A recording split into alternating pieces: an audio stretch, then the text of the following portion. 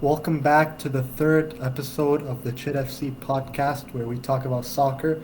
Um, let's just get right into it. Real Madrid and Atletico Madrid played today. It was a crazy game, red card, a lot of fights, fans went crazy. 2-1 to Real Madrid.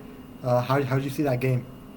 The beginning, it was pretty intense. On the Real Madrid's right wing and Atletico's left wing, there were just like constant fouls off of everyone. It was Carvajal and Valverde and Reynaldo, everyone getting involved, especially Carrasco too.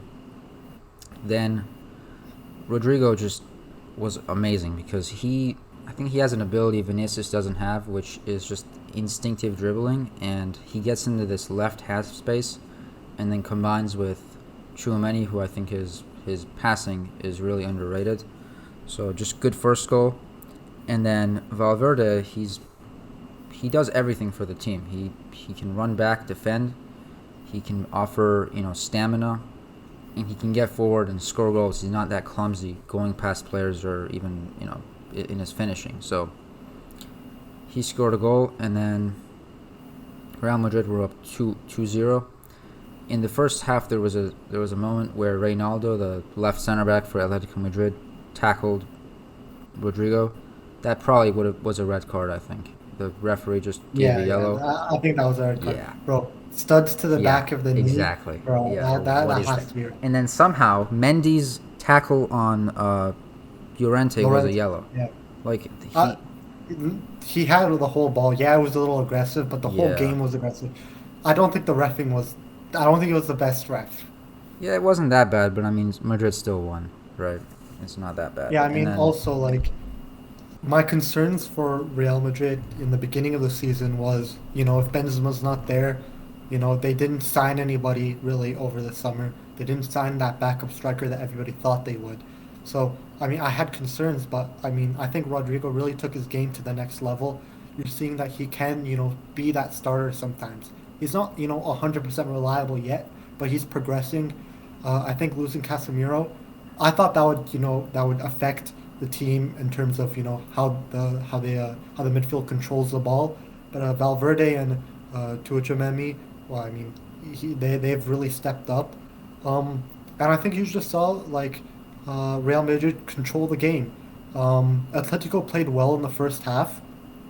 They had some nice bouts of play, but I think with this Real Madrid team, they're just too good at seizing opportunities. Like whenever like one mistake and Real Madrid will make you pay for it, and that's how it led to the Rodrigo goal. Yeah, I mean I agree. He has a lot of that killer instinct that I feel like Vinicius sometimes has, but Vinicius tries to be a little too playful at times. Sometimes he slows up the play. He doesn't dribble fast right at a defender. Sometimes he wants to do tricks and slow down and everything. But he was pretty good this game as well. And yeah, it was just Real Madrid dominating again. They're 9 games unbeaten, the only team in Europe to remain unbeaten. I think Carvajal was fantastic. I think Modric controlled the game well. Um, yeah, I mean, there's nothing really much to say. In terms of Atletico Madrid, yet another disappointing result. They've kind of been disappointed this whole season, especially with the that Griezmann situation with Barca, how he can only play like 60 minutes, hmm or else they have to be fined 40 mil. And I just want to hone into this one particular aspect of Atletico. I think Joao Felix is he's been wasted there, spending over 100 million on him, and he can't really tap his full potential because when you play for Diego Simeone, I mean, you kind of just playing for this system. He really makes it hard for individual players to thrive. So I was just wondering, like, how do you feel, Atletico should progress throughout the season and through the future? Yeah, the Joao Felix is rough because Simeone's system is just ultra defensive, and going forward, none of the players offer anything special. I mean, he has no one to link up to. Even with Griezmann, it doesn't work because you don't have an actual striker, or you can get Morata, who's just Morata. So Felix, he he's not really going to be a prolific goal scorer. He's going to be more of a creative player, but you already have that in Griezmann, and you don't have a striker, so it just doesn't make sense. And when Atletico were attacking, Simeone's philosophy is just throw everyone back, 10 men behind ball or whatever. Uh, when you have that, you have no support going forward. And he's kind of been wasted. He wasn't the type of player who was really going to succeed in La Liga. Going forward, I don't have much hope for Atletico Madrid because what I mean, Simeone has been there for a while, something like 10 years. Their whole mindset is you don't have to be good enough to actually win the game. You just have to throw stupid distractions at your opponent and then throw them off some stupid way, and then you win. Like that's what they tried to do against Manchester City. Last year they were like, hey, you know what? Let's absolutely not park the bus, park like a semi truck in front of our goal, and Go then park the yeah, stadium. yeah, Metro Park Stadium, yeah, and then and at the end, I don't know what was it, Hermoso or someone did that weird thing to Foden to try and like Yeah. throw Manchester City off. The same thing Hermoso did against Carvajal. Carvajal got a yellow card against him. Carvajal was just jogging back, and Hermoso comes in like, "Hey yo!" Like he gets a yellow. Like you don't need to do that. And then he got a second yellow because he was also just doing other stupid stuff. So that's just classic Atletico. Even before the game, Koke is talking about Vinicius and all this. That was just to distract Real Madrid and somehow try and win some other way than defending against Vinicius and Rodrigo. So that Yeah. if until that I mean, mindset goes out of the team, they're never gonna really get anywhere and play, you know, some good football or soccer. yeah, I mean, 10 points in 6 games Mm. is underwhelming. They're seventh in La Liga. Um, I don't. I think this is going to be the worst they've been in a while. I think what Diego Simeone has failed to do is he's failed to adapt. He still sticks with that 2014 and 2015 style of play, even though no longer has that same personnel. He doesn't have prime Diego Costa. He doesn't have Fernando Torres or even prime Griezmann right now.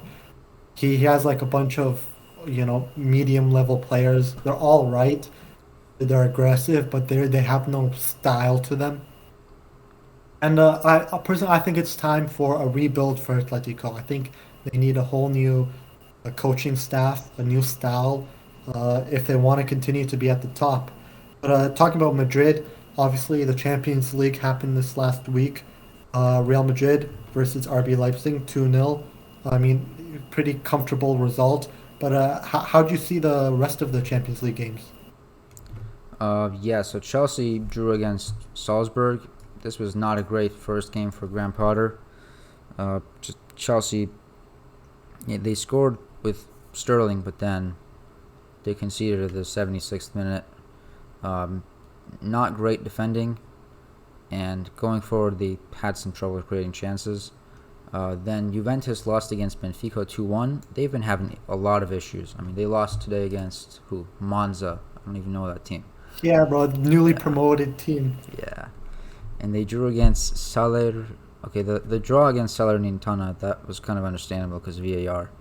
But you look at their standings, and they're eighth with 7 games, 10 points in Serie A. It's not very good for Max Allegri and his new team. Just Yeah, just I yeah, want to highlight on this. yeah. You just brought up where they're at now. Uh, they're only at 9 goals in 7 games. They're barely scoring a goal a game, and Hmm. I think that's the problem. I don't think Allegri is a good coach, to be completely honest. He no longer has that old personnel where you can play that old Italian style where you have that defenders, and you kind of play with that system. Play out from the back. I think that he hasn't adapted well, and Vlahovic has no service. So yeah, Juventus versus Benfica, another disappointing result. Then what we had PSG versus Maccabi Haifa 3-1. Obviously, I mean PSG against nobodies. What do you expect? City versus Dortmund. I mean that was a good game. Hmm. Dortmund were up 1-0 until like the 70th or 60th minute or something like that. Holland scored this weird like Yeah. karate kick goal. Grealish I think scored in that game as well. Um, yeah. So how'd you see that game? I mean, Dortmund actually played pretty well. I think you can argue they deserve the win, but Manchester City are just too good, and they kind of just bounce back from that one goal down. It's very hard to stop Holland. I mean, that goal was unbelievable. That jump, that is something very few players can It's do. just weird. Like I don't, Yeah, you would never think to attack a ball like that. Like you yeah. literally just kick Thought he's gonna yeah, header kick it. the Like, body, what kick are the you even ball. doing? Yeah. Ugh. Um, yeah. And then we had Liverpool versus Ajax, 2-1 for Liverpool, but it was a very bad game. I remember watching this, and Ajax they looked pretty well. They had some control. Sometimes they lose it. Liverpool looked very shaky. And again, we talked about it last episode, but Liverpool's going through a lot of problems right now. It doesn't seem like they have solved that yet. How do you think Liverpool will play out through the rest of the season? I think Klopp has to fix the issue. I mean, the issue is just players being out of form. He has to kind of be a man manager, which he's not horrible at, but he's more of a system type manager with high pressing. I think that the players, they may do well after the World Cup, and I think that's going to benefit them because a lot of people are saying, okay, the schedule is tight and you have this World Cup coming up, but in the World Cup you're only playing once a week, and not even all the players are going to be playing in it, and even the ones that are all of them going to go that deep into it? Probably not.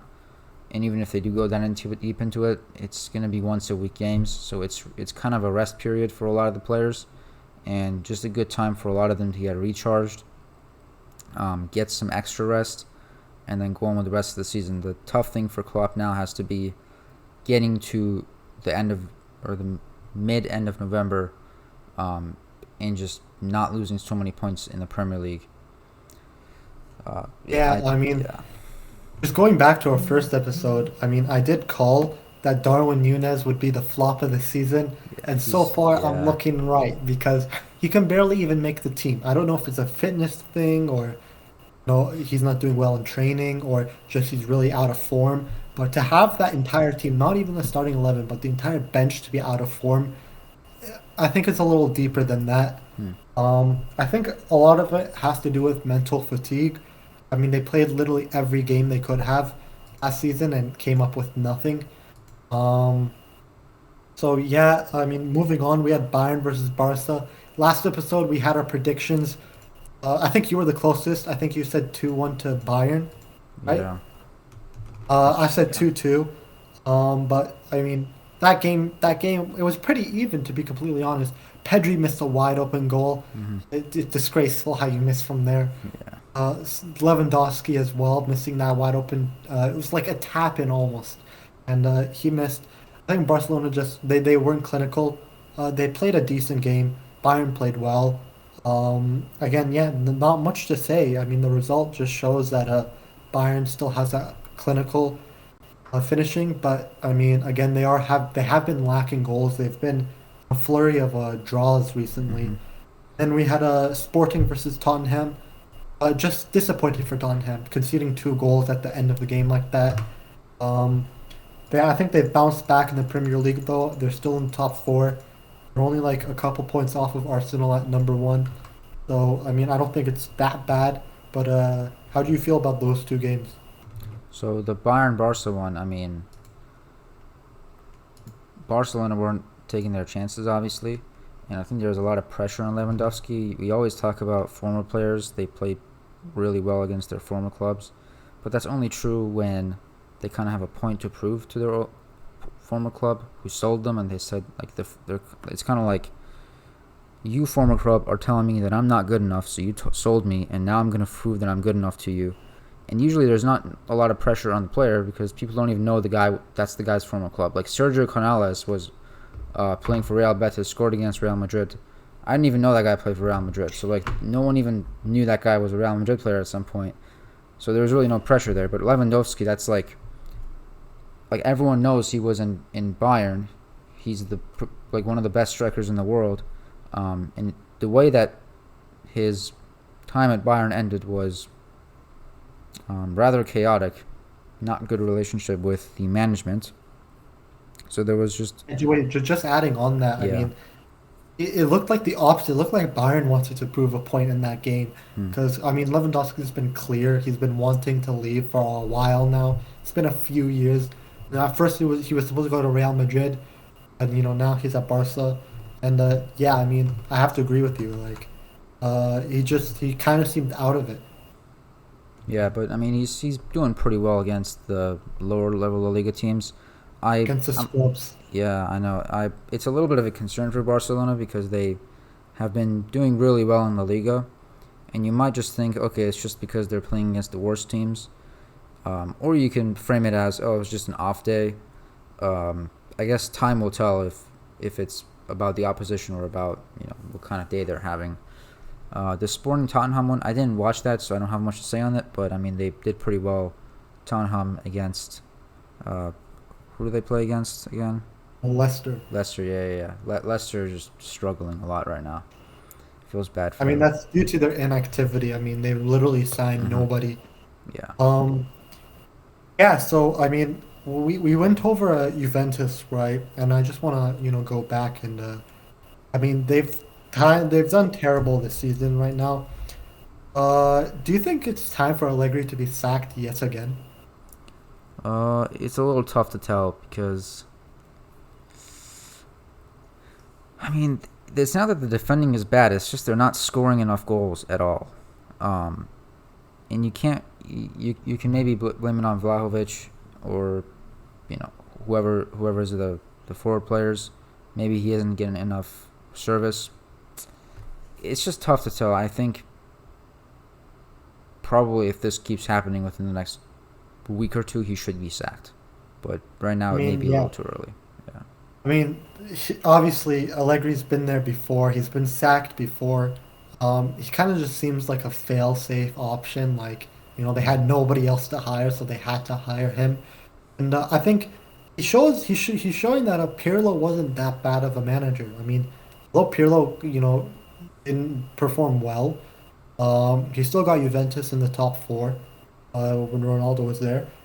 Um, he still like, he wasn't this bad.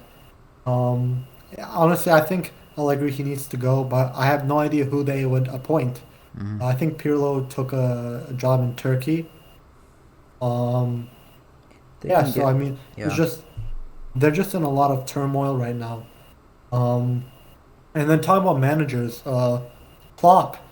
I mean, do you think he should leave? There's this thing called Klopp's 7-year curse where he's, at a team for 7 years and then he'll like either be sacked or he'll leave. Hmm. Happened with Dortmund. Do you think it's time for him to leave?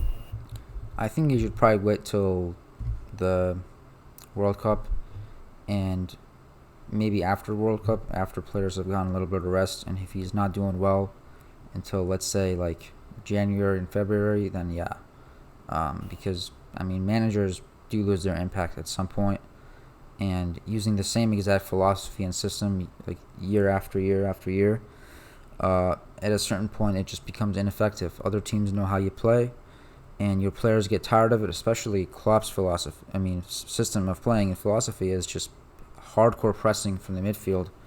And if you don't have players, I mean, Thiago is not that type of player. I mean, and they don't.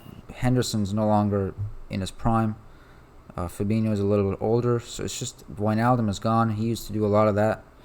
So yeah, after a few years of players leaving and getting old, your old system doesn't work anymore. So yeah, it certainly makes a lot of sense for Juventus. I mean, if they're going to replace Allegri, they might be able to uh, convince Zidane to join because I think Zidane actually used to play for Juventus, didn't Yeah, he? he needs to play for Juventus. Yeah. Yeah. So I mean that's a possibility. Yeah.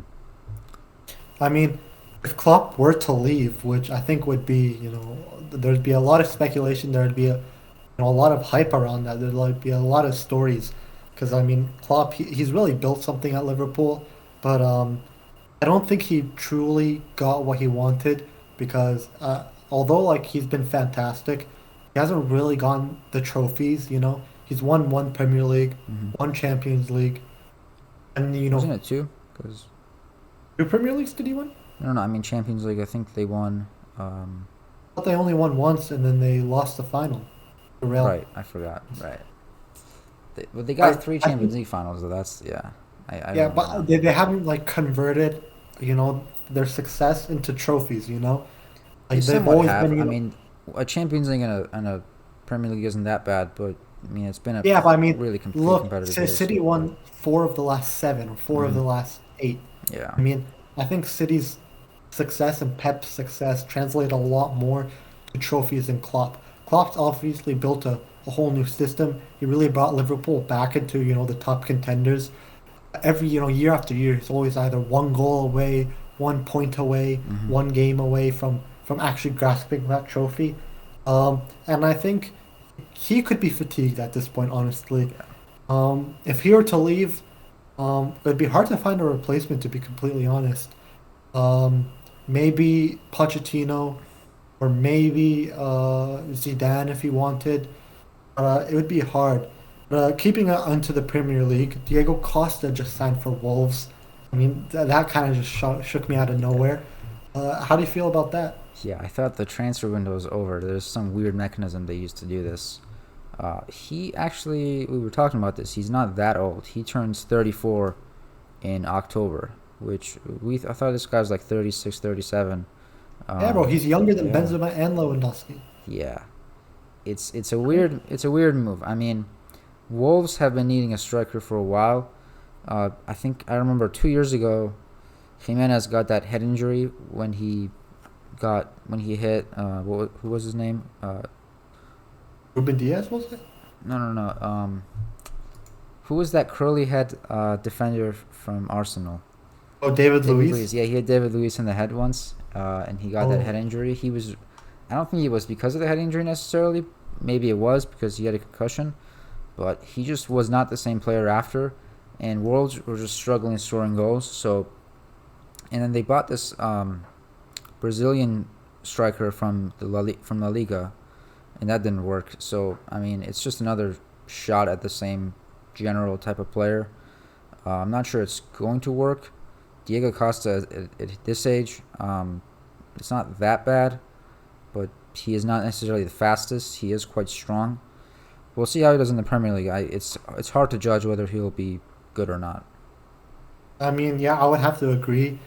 I don't think he really helps Wolves that much. Maybe he'll be the factor to get them out of the relegation, but he's still going to be like Wolves. I predict are still going to be in the relegation battle. They'll still be one of the the 7 worst teams. I mean, they're 17th right now out of 20. They have 6 points in 7 games. Uh, 1 win, 3 draws, 3 losses. They've only scored 3 goals in 7 games. Hmm. So they're not even scoring half a goal a game. So Yeah. maybe that will help. Maybe they can bring it to half a goal a game, but I don't think it'll be that much. But talking about strikers, right? We see Yeah. that Bayern and Chelsea, they're lacking that clinical touch. That the goals is what they're lacking, and it's because maybe they didn't sign Cristiano Ronaldo. Hmm. Do you think that they made a mistake not signing him? It depends how you look at it. So for Chelsea, in the summer, what's his face again? I'm forgetting names today. Who was the former manager of Chelsea? Tuchel? Yeah, Tuchel. Yeah. Oh, he was only fired like last week, and you Okay, already I, forgot I, I about him. don't know, right? My brain is not working right now. Anyway, Tuchel was the manager, and he was taking care of most of the transfers in terms of what he wanted the ownership to do. Todd Bowley, who's the new owner of Chelsea, was telling him multiple times, "Hey, let's get Ronaldo," and Tuchel was like, "No, it's not going to work, because one, the wages are really high, and two, this guy doesn't press, and three, even if he were to come, he wouldn't be able to play most of the games. He's way too old for that, and you can see it in when he's playing in United. I mean, the game against Villarreal, we were talking about this on the last episode. The guy is not the same player, It's a Real clearly. Sociedad. Real Sociedad, sorry, yeah, I miss up those teams a lot because they're yellow, but yeah. So because of that, I mean, Chelsea probably would not have benefited because yeah, they're struggling for goals, but Ronaldo at this point, given the downside, which is issues with the manager, like you see Ten Hag having here in United, and the wages, and the fact that you have a player who's not pressing, I don't think 15 goals a season would be worth it, really. And for Bayern, it's a little difficult to judge because they're getting goals, but they're not defending well, and they have trouble finishing games in the sense of like scoring a goal and then just like defending after that. They keep just conceding. So I think for Bayern it's more of a defensive issue than like finishing necessarily. But yeah, I don't think Ronaldo is really any player that most teams want because of the downsides and his ego and the money that they have to pay for him. I mean, I kind of have to disagree with that, especially for Chelsea. I think Chelsea actually made a mistake not signing him because if they had signed him early in the summer, I think Ronaldo could focus more. Maybe he could play some preseason matches because obviously during the summer Ronaldo didn't really train. I mean, he was out. He wasn't showing up to training, so I think that kind of explains the slow start. He's been unfit, to be completely honest. Like he's not been in playing shape, and I think it's because he missed the preseason. He missed the summer training, came late because of that whole feud and that whole debacle of him, wanting out. But I feel like if he moved to Chelsea, if they got around the wages, around the style of play, because I mean Ronaldo, he won't press the whole game, but he'll press. Like if you tell him to press, sometimes he will. And yeah, he can't play every game, but Chelsea don't need him to play every game. They just need him to play, in those big moments. They just need somebody who can close out a game or somebody who can, help revitalize the team. I mean, he could still play every other week, I think. I mean, he could play over 50% of the games in the calendar season. So I think Chelsea actually made a mistake. I don't think Aubameyang is who they really thought they were signing. I don't think Graham Potter has that same connection with Aubameyang that Tuchel had. I think Potter wouldn't have minded actually having Ronaldo. Um, Especially with people like Sterling or Mason Mount or even Pulisic. They're the younger players who can help supply Ronaldo. They can make those runs in the middle or runs in behind, and you give Ronaldo those tap ins because that's what Chelsea is missing. They're missing that clinical touch. Somebody who can be at the end. You can stick a number nine. Throw some crosses and they'll guarantee you goals. And that's what Ronaldo brings you. And in terms of Bayern, um, I mean, the president has come out multiple times saying how Ronaldo doesn't fit the ideology. I kind of agree with that.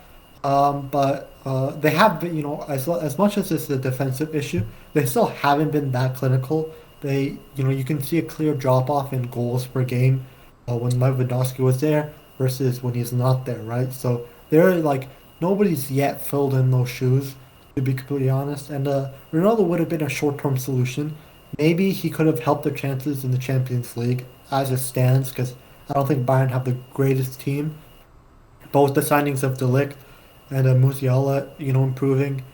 Mane, I think if you had Ronaldo, maybe for a season or two, he could have helped the chances. But yeah, I think it's just a really tough situation for Ronaldo right now. I think he's truly facing the end of his career. Maybe this is his second last or last season even. Because I don't assume he'd want to end his career on the bench. So I think we're gonna have to see for the World Cup and see what happens. If he gets far and he plays well, maybe he'll have motivation. But I mean, if he's really hindering the team, if he's hindering Portugal's chances at truly progressing, maybe he has to take a step back and really ask himself if he needs to continue. Yeah, I can kind of see the Chelsea though. Yeah, I guess Tuchel just didn't want him. I don't know why they didn't want him. But yeah, I can kind of see the Chelsea one. Bayern. Yeah, Bayern is just rough. I think one of the other issues is you have too many attacking players. You have Mane, Musiala, Sane, Coleman, yeah, and Muller, yeah, Gnabry and Muller. So I mean, it's just too stacked. I mean, some of those guys are young; they need game time. So yeah, Ronaldo's. I guess he's sitting on the bench a lot in United. So I mean, I don't know if that makes him really unhappy or not. But yeah, it just is kind of a tricky thing for each club to manage.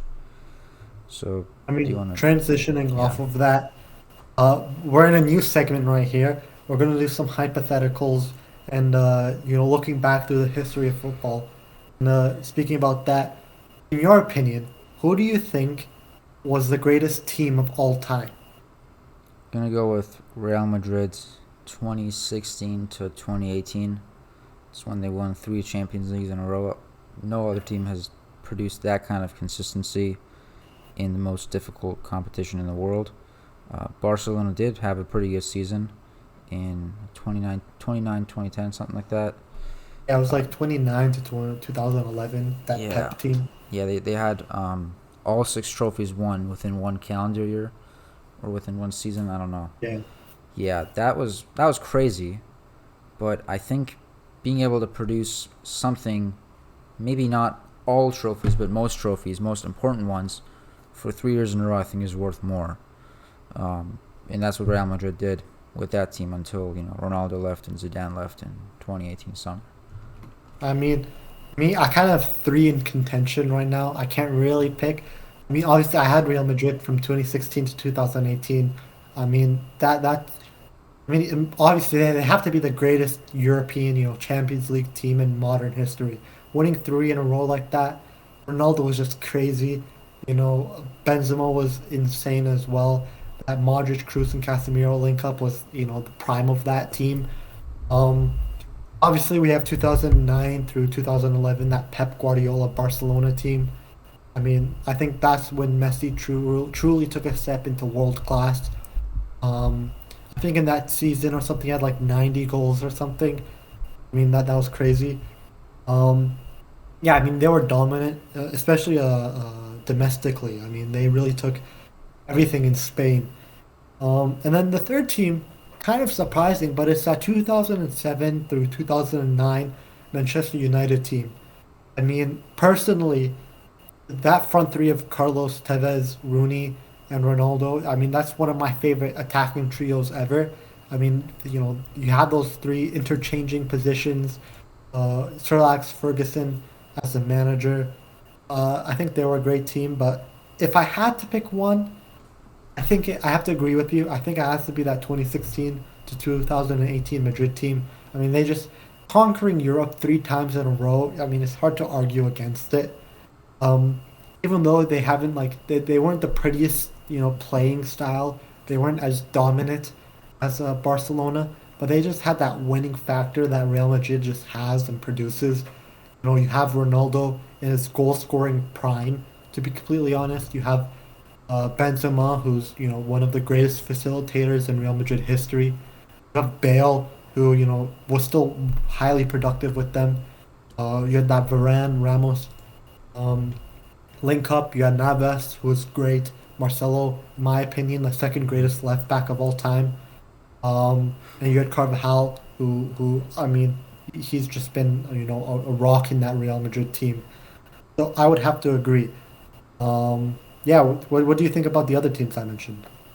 I mean, I gotta be honest, we didn't follow the sport back then, right? We're too young Yeah, for that, so I don't remember much.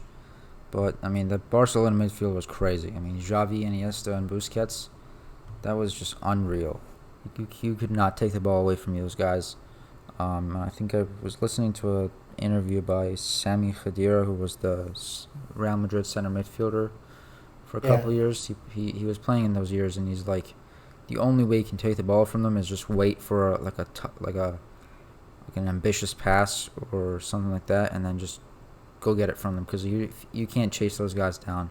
There's no way you can take the ball from them. And then you had prime, not necessarily prime Messi, like somewhat like pre-prime Messi, it and was like the most clinical Messi. I feel like yeah, and you also had, was Latin in that team? I think Zlatan. I Latin. think so. Yeah, he Yeah, was. something like that. And then you had Jordi Alba and young Danny Alves on the wings, and Piqué and Mascherano or Real. something. Yeah, Yeah, Victor Valdez too. That's legendary. And I mean, even did they have David Villa as well? I think they did as well have David yeah. Villa. They had I think they had Sanchez and Pedro as well. Yeah, yeah, yeah, yeah. I mean, you talked about that Xavi, Iniesta, Busquets, and I just want to bring up, some comparisons. Hmm. How do you rank, Modric, Kroos, and Casemiro against Xavi, Iniesta, and Busquets? Who was the better midfield trio? I honestly think in terms of going forward and attacking and just holding possession, probably the Barcelona trio because all three of those guys could have unbelievable composure on the ball. I mean, Busquets even now is something else. He's not necessarily the shortest. He's not the most agile. He doesn't have the most quick feet, but his deception play is unreal. and Xavi and Iniesta, those guys are short. I mean, they can just dribble past anyone because they have high agility. With Madrid, going forward is a little more tough because Casemiro is not similar to Busquets in that sense. But Kroos and Modric are pretty good. Modric's dribbling is very similar to that of Iniesta and Xavi, but Kroos doesn't have the pace. He just kind of he's a more of a different style of facilitator. player. What is it? He's more of a facilitator, in my Yeah, opinion. he's not necessarily bad at dribbling. He doesn't take players one on one like the other guys. But when it comes to overall like defending and work rates, I'd have to go with the Madrid team. Those guys. I mean, Busquets is not necessarily going to be the. He was somewhat good when he was younger, but as he's aged, you can just see he's not. He doesn't take up good defensive positions anymore. He can't chase anyone down, and Casemiro even at 30, he can still do that. And Modric even and Kroos to some extent, and Modric even at this age, 36, they still are doing it. And I mean, Modric last year was winning the Champions League. Meanwhile, Iniesta is getting relegated from the Japanese First Division. So I think that just gives you a good sense of where these players are. Xavi is obviously 40. I'm not saying he's bad, but yeah, I think the Real Madrid ones they lasted a little bit longer. They may have not been as flashy in their younger years, but they're generally more consistent, I think. I mean, yeah. I mean, that's a fair analysis, to be completely honest. In their primes, I'd probably take Barca, but I think Real Madrid has been effective for longer.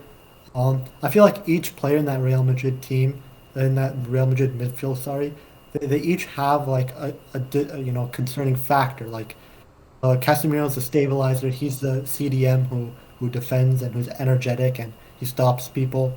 Modric is the guy who runs in between the lines. He's the one who takes on people and gives that final pass.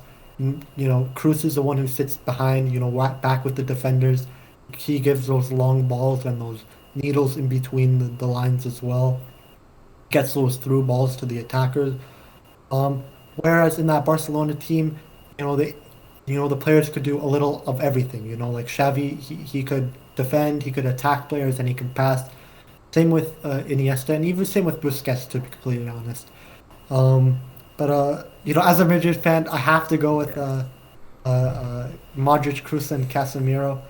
I think Modric has really solidified himself, especially recently, as the upper echelon of midfield in soccer history. Um, I mean, is he better than Xavi and Iniesta of all time? I don't know. I think it's arguable. Look what he's doing at 36, and as you mentioned, look what the other players were doing at 36. They weren't on the same level, although they were better at their younger years. I think Modric has proven the test of time. And talking about comparisons, let's move on to our next segment called "Who Would You Rather," where I'll give you two players in their primes, and you have to tell me who would you take. Right? The first set of people we have is prime Eden Hazard, right, against prime Mohamed Salah. Who are you taking and why? That's very difficult. Probably gonna go prime Hazard because the way this guy took players on was just unreal. 20. I mean, the 20. Was it 18? Yeah, it was like 2016 to through 2018. Yeah, 2018-19 season. Or no, I'm sorry. I think I'm messing this up. It was 2017-18, Yeah, right? Yeah. 2017-18, and then the season after. I mean, the 2018 World Cup especially. He was unplayable. You could not stop this guy one on one. The way when you watch the highlights of the France Germany game, France Belgium game, I mean the way he has the ball against Pavard, and then turns like 270 degrees and just starts running down the wing, and nobody can stop him. Pogba just tries to chase him and then falls. I mean that is I don't think Salah could have anything done that consistently like at any point in his career. But Salah, to his credit, has some good long shots and probably some better goal scoring stats than Hazard. But I just think you rarely see players be able to be that good one on one ever. I mean, yeah, I would have to agree. I'd take prime Hazard. I mean, honestly, in his prime, his dribbling was, the same as Messi's, in my opinion. I mean, he was just, he was a top three dribbler, in his peak. I think Stella, he ticks the statistical boxes. Like, he has more goals. I think he has more assists, and that. But I think he's just more of a functional player. He's more of a systematic player. I think him being in that Jurgen Klopp team helps him a lot. I mean, just imagine Eden Hazard in that Klopp team. I mean, with Mane and Firmino as well. I mean, I think Eden Hazard would perform just as well, maybe even better. Um, is when he was at Chelsea. I mean, the whole attack went through him. I mean, he'd pick the ball up, in his box, and he'd have to carry it all the way to the other box. I mean, it was just crazy. So yeah, I would take Prime Hazard as well. The next comparisons we have is Prime Neymar versus Prime Gareth Bale. Yeah, that's tough as well. I'd have to go with Prime Neymar because I just think his similar to Bale. I think his one-on-one dribbling was a lot better, and when he was in Barcelona, he was untouchable. He was crazy.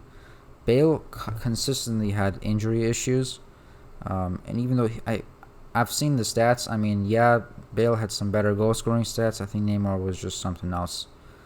He was not a guy who you could even think you were gonna stop in a 1v1. You couldn't even think about it, and you can argue that some of that was because of him playing alongside Messi, but I think just he personally, Neymar, felt that playing with Messi and Suarez was inhibiting him, and he wasn't going to be able to be the main man in that team, so he went to PSG and has failed. Bale, even in his prime, he never had the mindset of really just like playing for the club and liking the team a lot. I mean, even after the Champions League final in 2018 where he scored the unbelievable bicycle kick, the season after he was just nothing. When Ronaldo left, he didn't step up to the challenge, and neither has Neymar in PSG. But just Bale, even like before that, he was never really that committed to playing well for the team. He after 7 or 8 years in Madrid doesn't know Spanish very well and good enough to actually speak in public. So Oh, but yeah. did you see that interview he did with LAFC? The first interview he did, he was speaking Spanish. Really? Yeah, bro. I think he was just doing that to, get the Madrid fans angry. But I think Yeah. this one is the hard comparison because I think both of them kind of wasted their potential. I Hmm. think they could have been a lot better than what they've accomplished.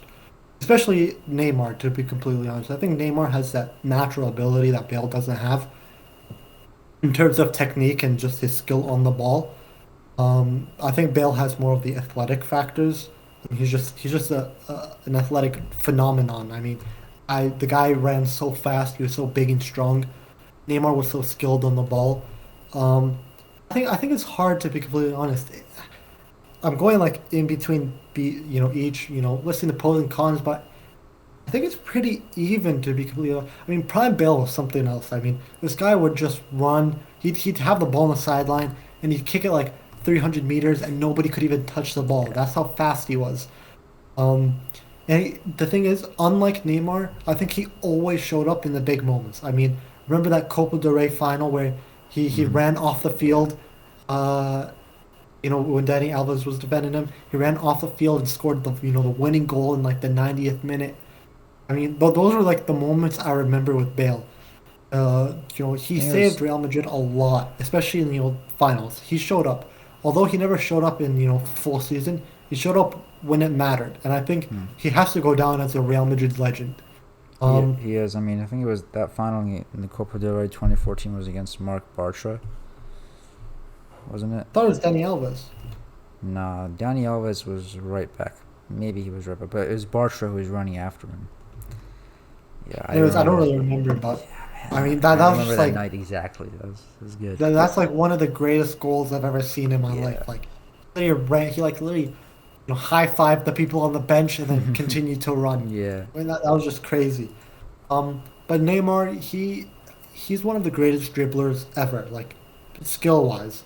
Like he's up there with like Ronaldinho and Pele on the ball. like in terms of skill and first touch. But I just think he kind of wasted his potential. I think he left his prime too early. I think he could have continued if he, ego and off the pitch stuff happened. Um, I don't know. It's kind of I'll go with prime Bale just because he showed up in the moments. But our next one is prime Suarez versus prime Lewandowski. Yeah, that's sheesh. That's a hard one. Yeah, because Lewandowski has been pretty much prime for 7 years. Suarez was prime for 3 or 4 years. I have to disagree with that. Why? Bro, he's been a prime for a long. I think Suarez? people underestimate Suarez. I mean, his last 2 seasons in Liverpool, all the way up to Okay, fine. I uh, get what you mean. Yeah, it's I'm like think. 2017, 2018. Know my answer right now. I think it has to be Suarez. He could just do a lot more than Lewandowski. I mean, I don't think people realize he has the second most assists of all time. That's crazy. That's Didn't know crazy. that. Like nobody ever Yeah, thinks about that. He has the yeah. second most assists ever behind Messi. I mean, That's I think yeah. because he played with Messi for a lot of his career, he kind of gets, that second fiddle role. Um, but think about it. He's playing in a much harder league, La Liga. hmm He's not playing in Germany where, for a lot of the time, you only had like Dortmund semi-contending and the rest of the teams are And terrible. he played in Premier League Um, too. he did it in the Premier League. He was one of the best strikers in the world there. Won the Golden Boot with like 32 goals or 36 goals. Um, I mean, yeah, I'd go with Prime Suarez. He was a complete player. He could pass, he could dribble, he could do a lot more than Lewandowski. Maybe Lewandowski was a little more clinical. I think Suarez makes that up in all the other facets of the game. Yeah, the way he connected with Messi was unreal in those years. But maybe you could argue that if Lewandowski had a Messi type player with him, he may have been able to reach the potential of Suarez. But I feel like he had Muller, who was pretty good. He's not Messi level, but I mean Muller still did a lot to facilitate, I mean, I think Lewandowski. also has to do with the fact that what are you going to do in Germany? You're not going to accomplish that much if you just Yeah, stay in Germany your whole career. I know you're winning the Bundesliga 9 years in a row. Like, what does that mean anymore? Yeah. Yeah. He So, has so who, moved who are on you to La taking? Liga now, but he's 34, so yeah. Who are you taking? What is it? Who are you taking? Suarez or Lewandowski? Yeah, Suarez. Yeah. And on to our final comparison of the segment. I think this is another hard one. Prime Mesut Ozil versus Prime KDB. I'm gonna go with De Bruyne. I think Ozil was good. He was pretty good in Real Madrid in like 2013, 14, 15. Not 15. He left before that. He gave some really good passes to Ronaldo and connected well. But I think what makes De Bruyne special is that he didn't need a Ronaldo type player in City the last, 5-ish years to be able to actually be a good midfielder. He could pass it to anyone, and anyone would be able to receive his passes and score. When with Ozil, that wasn't really the same thing.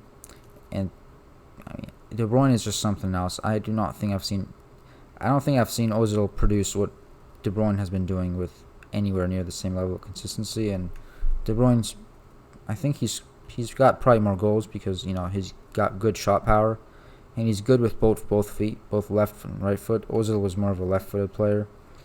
But I still really am a fan of Ozil. I mean, I remember back in 2014, like my iPad, I had him as my wallpaper because he was my favorite player. So, but I still think De Bruyne is better, and he's been doing it in the Premier League, which is tougher than La Liga.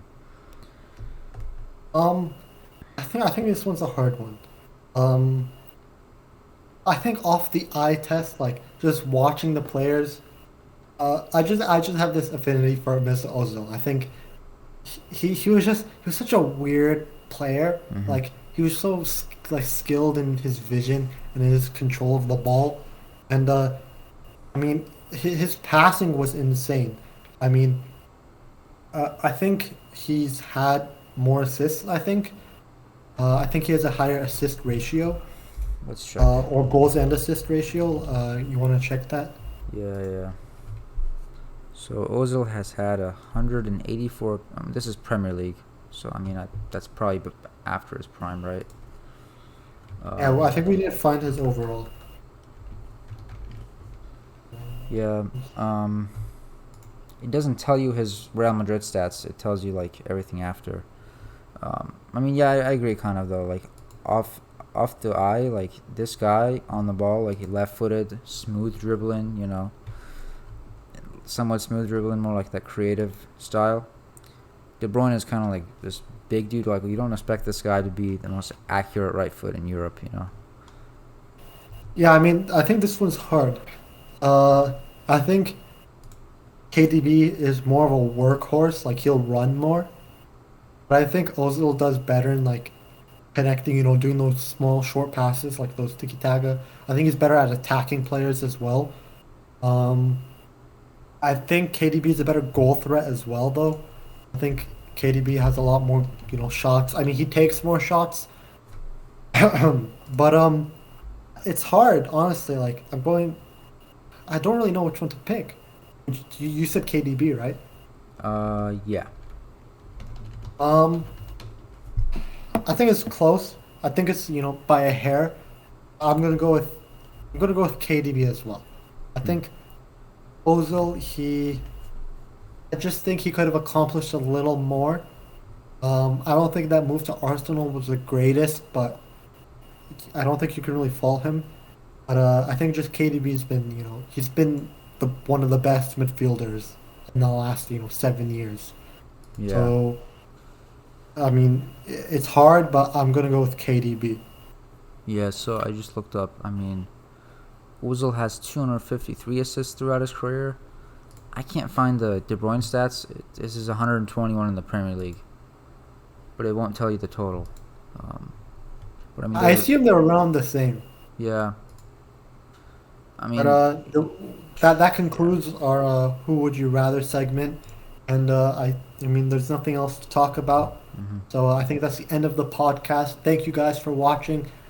Please like and subscribe for more content, and we'll see you next time. Peace.